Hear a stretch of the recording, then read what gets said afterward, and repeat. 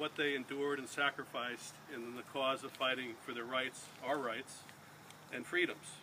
Whether it was marching hundreds of miles with their belongings on their back and at the end of the march having to engage the British Army in a fight for their lives, or fighting Indians allied to the British on the frontier in brutal hand-to-hand combat only to see the destruction of their homes and farms, or their imprisonment on British prison ships where they existed in squalor, or being part of an army traversing hundreds of miles through the wilderness of Maine in early winter, battling the elements, and fighting for survival during one of the worst winters on record without shoes or food. These are some of the things that give me cause to respect what these men and women did and the sacrifices made to establish our freedoms. Colonel Benjamin Hinman, was one of those men that was in the forefront of leading the fight for the cause and the unbridled effort to establish our country. So we are honoring him today to recognize him for his leadership and sacrifices on the field of battle that resulted in the establishment of our state of Connecticut and the creation of our nation with our rights and freedoms as spelled out in the U.S. Constitution. Even though it has been over 200 years and the world we live in today is very different from Colonel Hinman's time, our core values still remain and our country still endures after all this time and all that it has been through.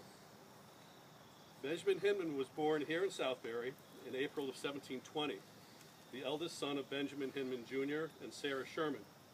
He was the grandson of Benjamin Hinman Sr., one of the first settlers of Southbury, and great-grandson of Edward Hinman of Stratford.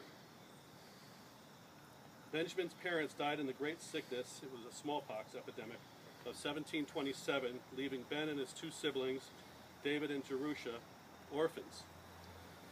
They were subsequently raised by their uncle, Noah Hinman, and upon reaching adulthood, those who recollect him say of him that he was a gentleman of fine personal figure, full 6 feet in height, that every feature of his manly face was marked with intelligence and every movement was that of an officer and gentleman.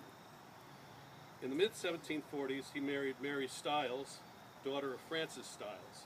They had 4 children, Aaron, born 1746, Joel, born 1748, Sherman, born 1750 and died young, and there was a second Sherman, born 1752. In or about 1743, he built the house that stands today on Main Street, appropriately referred to as the Colonel Benjamin Hinman House. It was here that he raised his family and where he lived his entire life. At the outbreak of war with France to the north in the 1750s, Benjamin offered his services by joining the army, first as a quartermaster, then working his way up through the ranks through captain in 1755, major in 1757, to lieutenant colonel in 1758.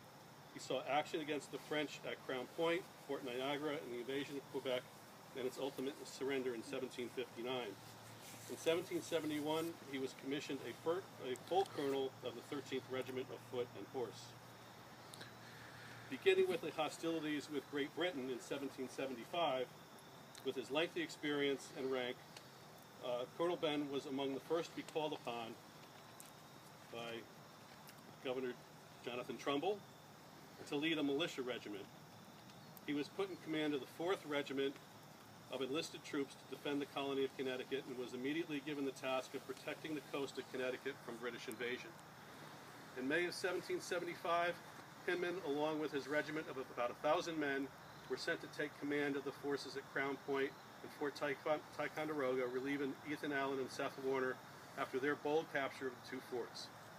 Having remained in command of the Northern Army until December of 1775, Colonel Hinman was next given the command of the 13th Connecticut Militia that saw action the following year in the Battle of Long Island. After the disappointing loss at Long Island in New York, Hinman was again with his now state troops, guarding and defending the front lines of Connecticut along the coast and the Westchester area for the remainder of 1776 and 1777. In April of 1777, Hinman and his troops were present trying to repel the invasion of the British in their raid on Danbury.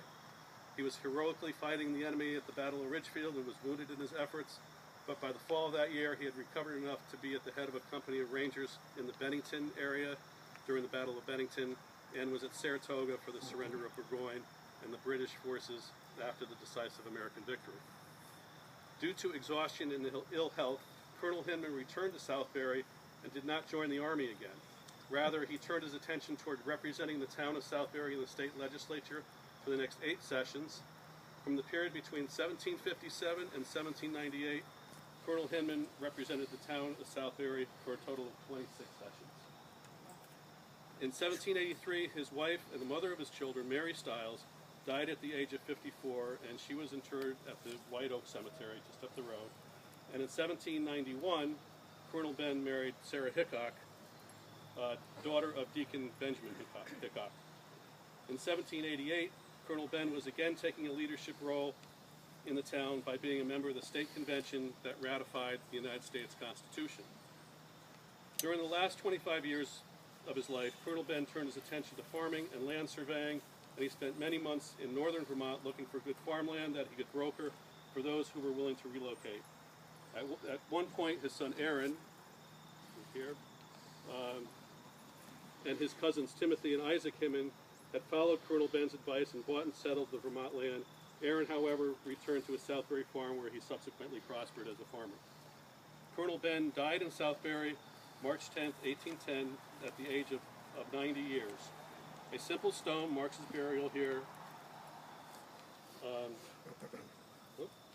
A simple stone marks his burial here in the Hinman Cemetery, with no indication as to who he really was or what his contributions to his country was. He was a witness and a participant in the evolution, birth, and development of the United States, first fighting for its identity against the French, then fighting for its freedom and liberty from the British, and finally for its creation with the Constitution. So it can be said that Colonel Benjamin Hinman is a true son and patriot of the United States.